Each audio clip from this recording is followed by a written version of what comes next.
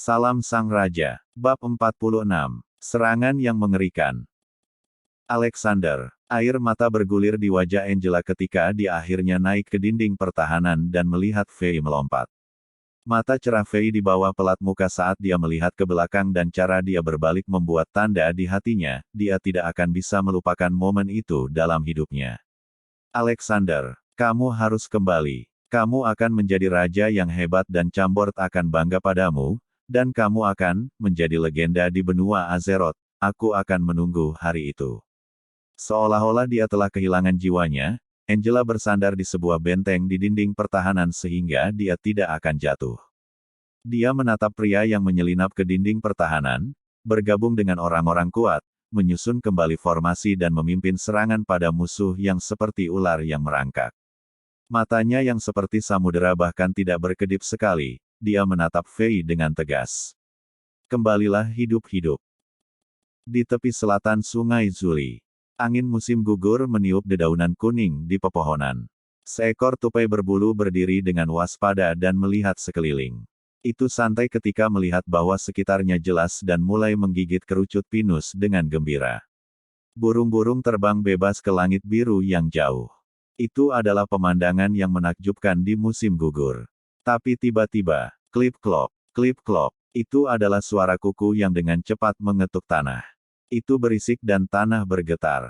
Tupai melemparkan kerucut pinus yang setengah retak dan merangkak naik pohon dengan panik, dan burung-burung itu ketakutan. Ringkik kuda bernada tinggi datang dari jauh. Setelah kekacauan mereda, ksatria bertopeng perak dan para ksatria hitamnya muncul di tepi selatan Sungai Zuili. Ksatria bertopeng perak memandang ke langit untuk memeriksa waktu secara kasar, dan mengeluarkan mata elang untuk mengamati status para prajurit di dinding pertahanan Chambord. Mata elang adalah benda ajaib yang halus, itu seperti teleskop yang lebih kecil, tetapi dua lensa kristal di dalamnya telah diberkati dengan mantra mata elang, yang memungkinkan pengguna untuk melihat jauh. Bahkan antena semut pun bisa terlihat jelas dari jauh. Melalui mata elang, dia melihat wajah para prajurit yang cacat karena kelelahan dan ketakutan mereka. Mereka tidak memiliki pertahanan yang tepat, dan para prajurit melepas baju besi mereka dengan malas, yang mengacaukan posisi pertahanan. Semuanya berjalan seperti yang dia harapkan. Senyum muncul di wajahnya. Lewatkan perintahku, semua orang bersiap-siap untuk. Dia tiba-tiba berhenti, dia tidak memiliki kesempatan untuk mengatakan kata pengepungan. Saat melihat dinding pertahanan melalui mata elangnya, dia melihat 20 orang penyihir dengan baju besi berat meluncur ke dinding pertahanan dengan tali. Ini, ksatria bertopeng perak terkejut sesaat.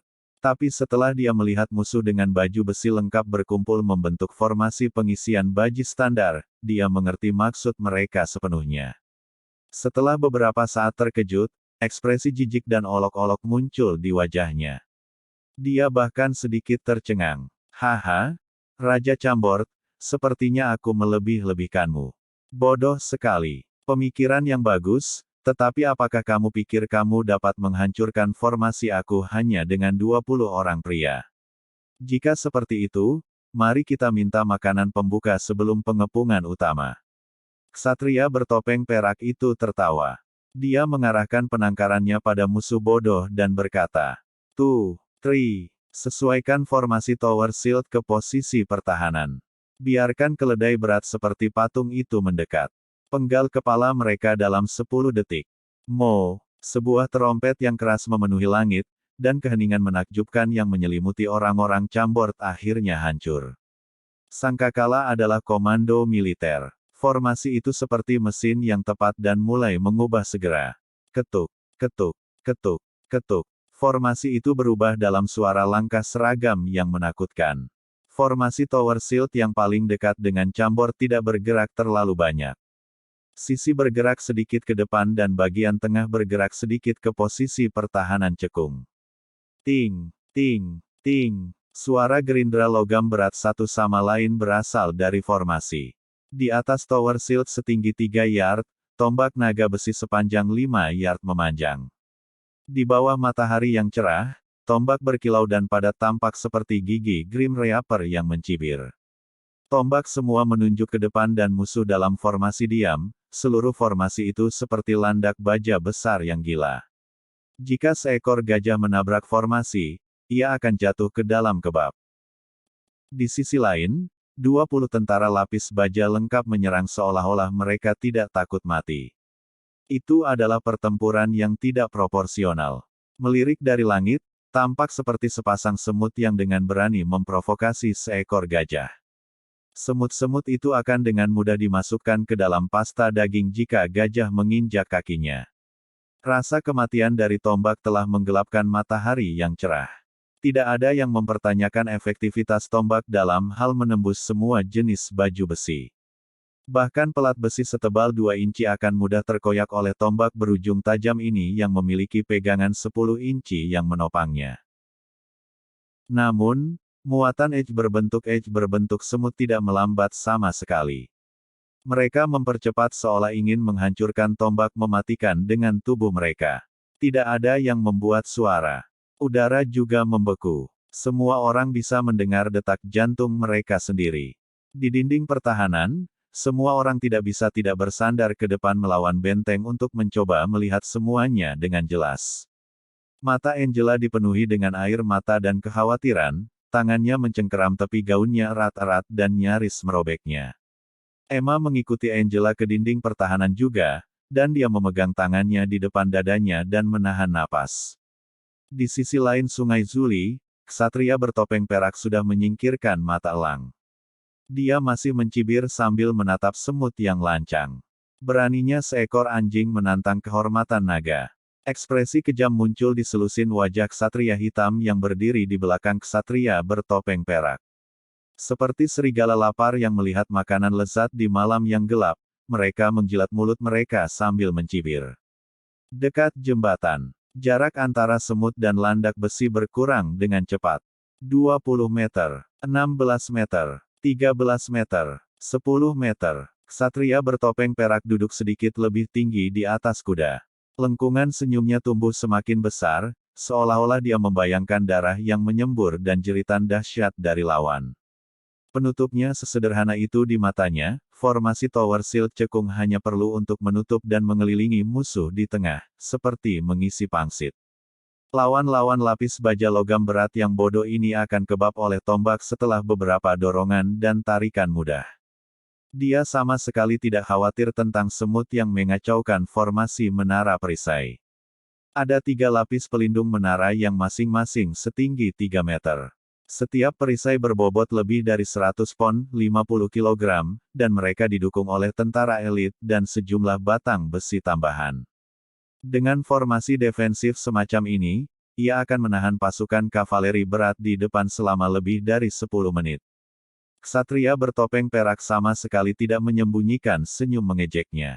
Namun, dia membeku detik berikutnya, seolah-olah dia tersambar petir yang tak terlihat. Tubuhnya menegang dan bola matanya hampir jatuh dari rongga matanya. Terengah-engah datang dari para ksatria hitam di belakangnya. Kuda-kuda militer yang mereka tunggangi yang biasanya berbaris seragam, bahkan di bawah luka parah mulai meringkik dan mundur tak terkendali. Karena 2 hingga 3 detik yang lalu, gemuruh seperti raungan datang dari sisi lain dari jembatan batu. Tuhan memberkati. Semut kepala yang memimpin pasukan V melemparkan kapak hitam besarnya ke depan dengan paksa setelah raungannya. Wosh, wosh, wosh. Kapak berubah menjadi bayangan abu-abu dan berputar gila-gilaan, merobek udara dan bahkan ruang di sekitarnya. Ledakan. Banyak teriakan bisa didengar dan darah menyembur ke langit dan jatuh kembali seperti hujan darah. Kapak hitam besar menabrak perisai menara besi halus. Seperti pisau tajam yang memotong sepotong steak yang dibuat dengan baik, dan seperti tinju dewa yang turun dari langit dan menghancurkan pohon, perisai menara yang bisa memblokir kavaleri berat sedikit cacat pada tumbukan logam.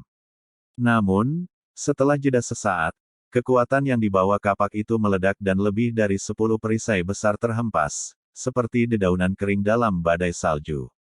Tak terhentikan. Benar-benar tak terhentikan. Kapak besar itu tidak terasa seperti kapak, melainkan hukuman dari dewa perang yang marah. Dengan momentum yang tak terbendung dan kekuatan dahsyat, Itu akan menghancurkan bahkan Gunung Tangolia yang paling megah jika ada di sini. Kapak telah meniup celah berdarah selebar 2 yard pada formasi Tower Shield yang sekencang dinding. Tungkai dan darah yang patah jatuh dari langit dan menghiasi perisai lainnya. Formasi menjadi kacau. Tentara elit di balik perisai tidak berharap bahwa siapapun di dunia ini dapat menghancurkan pertahanan mereka seperti itu, bahkan dalam mimpi terliar mereka. Realitas yang kejam mengejutkan mereka, sangat mencengangkan bahwa mereka lupa tentang tindakan yang pantas dari seorang prajurit dan disiplin mereka yang keras. Ini membiarkan lawan mereka membobol formasi mereka melalui celah yang penuh dengan darah. Mereka sebelumnya mengolok-olok 20 babi bodoh yang menyerang mereka dalam pikiran mereka, tetapi setelah sekejap mata, babi bodoh telah merobek penyamaran mereka yang lemah dan masuk ke formasi seperti iblis yang sombong. Senjata mereka seperti sabit, sementara mereka sendiri adalah perwakilan dari Grim Reaper sendiri. Kemanapun mereka pergi, darah mengalir deras dan jeritan maut terdengar. Lapisan depan prajurit kehilangan perlindungan perisai mereka dan jatuh seperti tanaman di bawah sabit, tidak ada yang bisa bertahan lebih dari 1 detik. Pertempuran antara semut dan gajah berubah menjadi pembantaian gajah satu sisi. Peran kedua belah pihak dibalik terbalik di detik itu. Bersambung.